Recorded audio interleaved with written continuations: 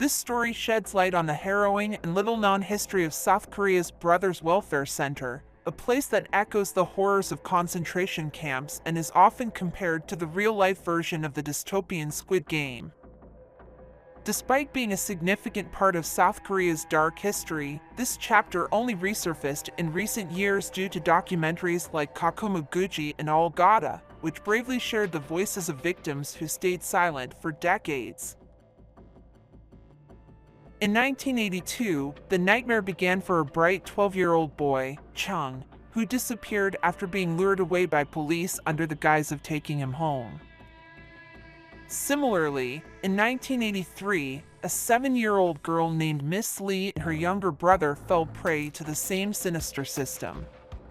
Both were taken to a desolate location in a white van, where countless others, children, adults, and elderly, were confined.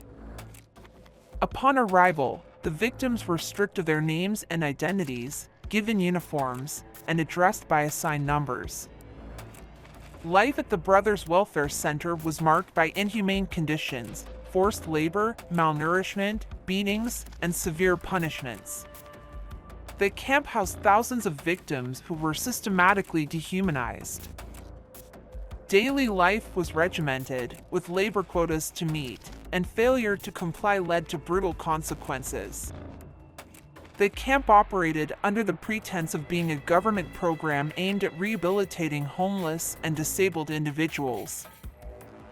However, 70% of those confined were ordinary citizens, wrongfully abducted from their homes or public spaces. Children were forced into labor in hazardous factories, and the disabled were subjected to horrifying experiments.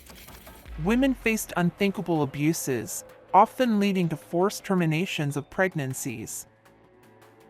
One of the most devastating aspects of this story is the emotional toll it took on the victims.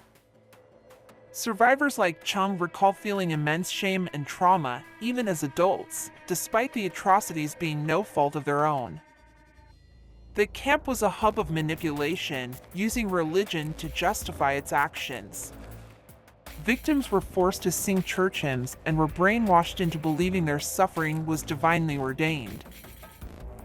The truth of these camps came to light in 1986 when a prosecutor, Mr. Kim, stumbled upon one of these facilities during a hunting trip.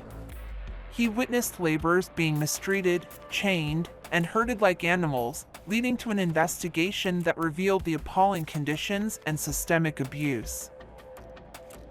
This dark chapter in South Korea's history is a sobering reminder of the atrocities that can occur under the guise of progress and social welfare.